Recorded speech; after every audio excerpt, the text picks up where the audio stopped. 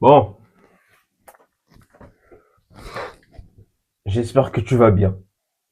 Aujourd'hui, on va débriefer sur le match qui a opposé Arsenal à Tottenham. Un match très tendu, un match assez rythmé, un match sous pression parce que, j'enlève mes lunettes, parce que c'est pas n'importe quel match. C'est un match pour Arsenal de prendre de l'avance dans le classement, pour Tottenham se rapprocher du top 5. Donc voilà, écoute, aujourd'hui, je vais débriefer ce match. Arsenal s'est imposé sur un but de 4-1, triplé d'Eberechi Eze, un but de Trossard et un magnifique but de Richarlison. Bon, écoute, ce débrief va se passer en 5 étapes. On va parler des bons, on va parler des mauvais, on va parler des statistiques, on va parler du classement et de l'avance pour les deux clubs. On va parler aussi, pardon, des prochains matchs. Donc, pour les bons. Pour les bons, en premier banc, j'ai mis Eberechi, pardon, Eze. Pourquoi je mets Eze?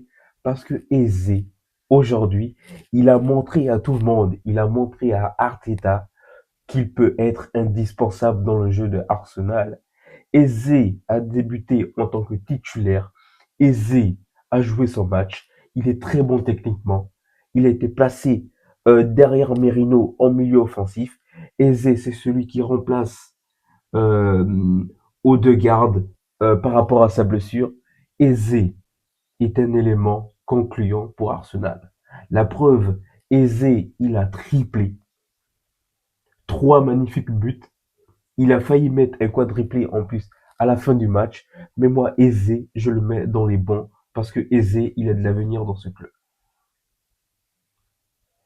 En deuxième banc, j'ai mis Leandro Trossard. Pourquoi? De un, parce que Trossard, c'est lui qui débloque le compteur pour Arsenal.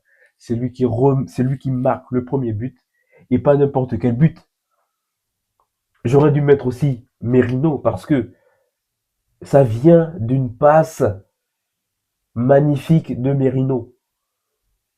Une passe ne se fait pas sans appel.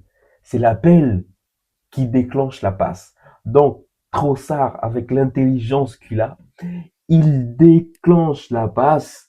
Merino lui fait une pichenette pour vers Trossard. Et Trossard, il contrôle le ballon.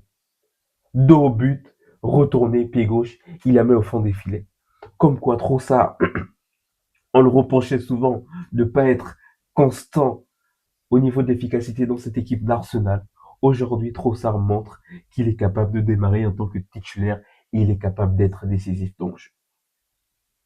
En troisième banc, j'ai mis Richarlison. Pourquoi j'ai mis Richarlison dans mes bons? Parce que Richarlison, c'est le caractère. Richarlison, c'est l'élément. Richarlison, c'est l'attaquant de Tottenham. Richarlison, c'est celui qui a mis le but pour Tottenham, le seul but unique du match, c'est Richarlison. Quand tu as une équipe de Tottenham qui doute, avec le pressing du début de match d'Arsenal, une équipe qui doute. Ensuite, première période, première mi-temps, pardon, Tottenham perdu dans le jeu. Tottenham n'arrive pas n'arrive même pas à se créer des grosses occasions. Tottenham galère sous la pression. Deuxième période, Richarlison. C'est même pas. Moi, comment je peux décrire ce but? Richarlison, il récupère la balle. Aussitôt, il a anticipé que Raya était sorti parce que bon, Raya s'est dit que bon, qu'il est son équipe à la balle, donc il peut se permettre de se balader sur le terrain. Mais sauf qu'il oublie que Richarlison, c'est un renard des surfaces. C'est ce qu'il a oublié, David Raya. Richarlison récupère la balle, frappe direct à plus de 100, à plus de 80 du milieu de terrain, il a frappé, c'est rentré dans les buts. Richarlison, moi je l'aime cet attaquant que je mets. Si on me dit, bon, top 5 des attaquants européens, moi Richarlison, je le mets dedans. Si je mets pas, c'est pas dans le top 5, donc top 10 minimum. Voilà. Et pour terminer, mon quatrième banc, j'ai mis Vicario, le gardien de Tottenham. Pourquoi? Parce que grâce à lui, Tottenham s'en sort. Est-ce que Tottenham s'en sort? Grâce à lui, Tottenham a tenu de la première période avec... Ça aurait pu être pire, j'ai envie de dire. Grâce à lui, ça aurait pu être pire.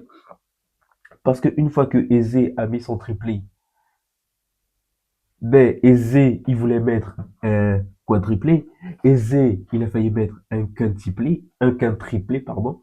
Donc, heureusement que Vicario était dans les cages. Après, bon, il y a eu quelques petites erreurs parce que Vicario, il a voulu garder la balle pour essayer de faire, de ressortir propre, etc. Il a bien joué, mais sauf que euh, des fois, il y a eu des mauvais choix aussi. Mais bon, c'est comme ça. Le gardien, il a pris des risques.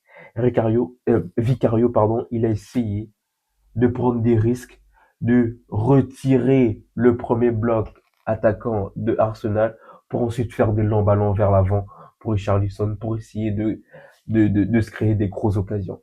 C'est là où j'ai vu l'importance de Vicario dans ce match. Voilà les amis, pour moi c'est fini pour les bons. Maintenant je vais attaquer les mauvais.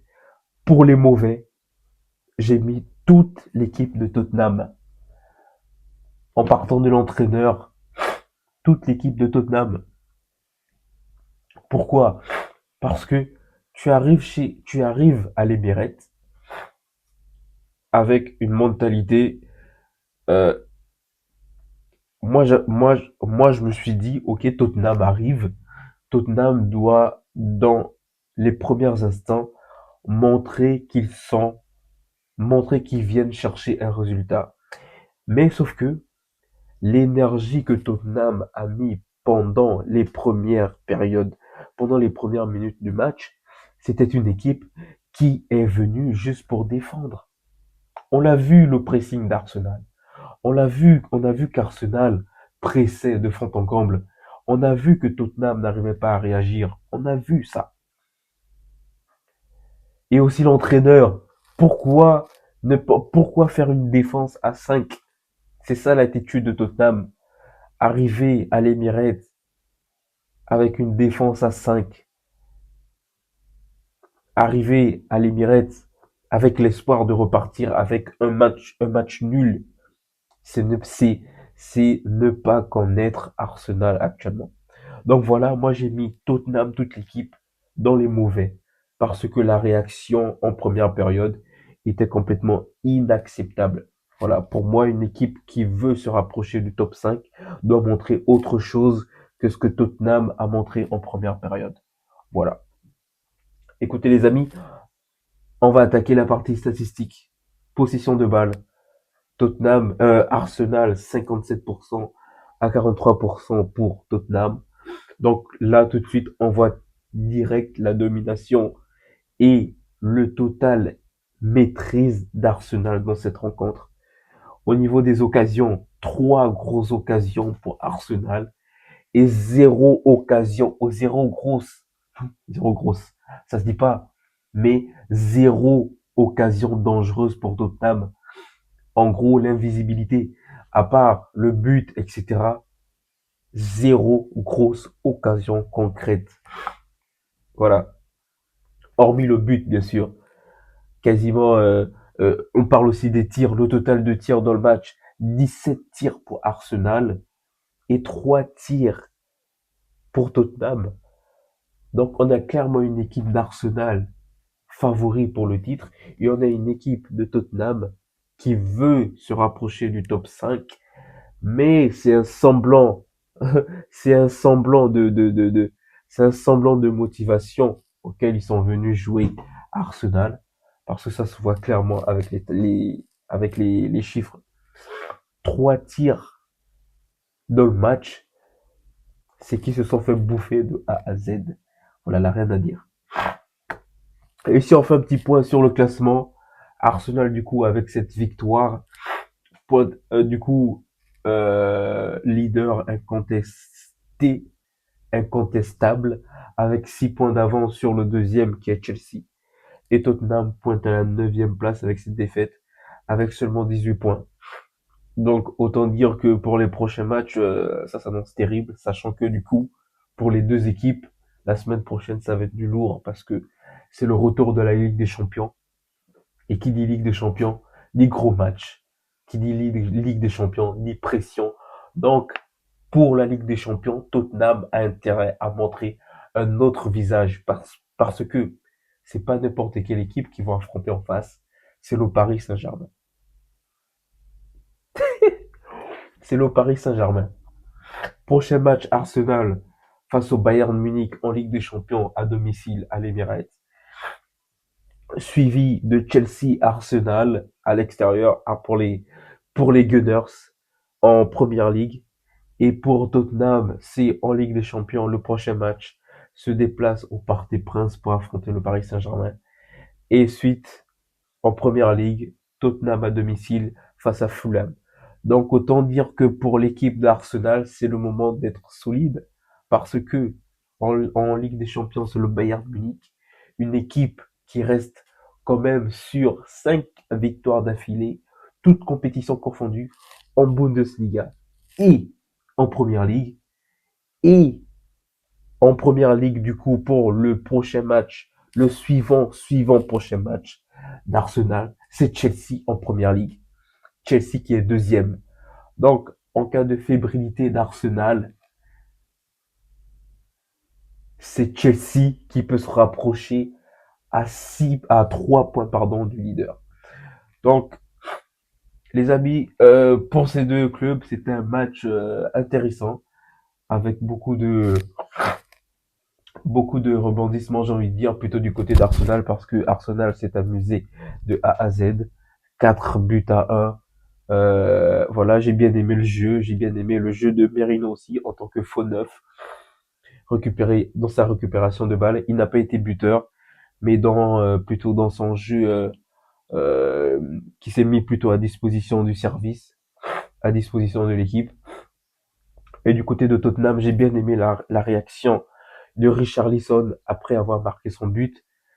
En gros, il marque le but et il montre, pardon, à tout l'effectif de Tottenham que c'est pas parce que on est mené 3 buts à 1 ou 4 buts à 1 qu'on doit se relâcher.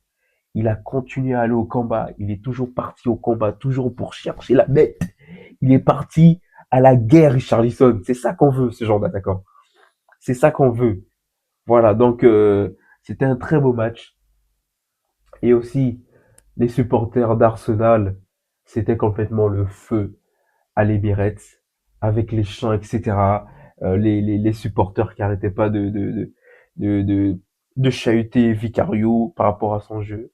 Mais bon, c'est comme ça, c'est le football. Donc les amis, prochaine étape, Ligue des Champions, restez branchés pour la suite.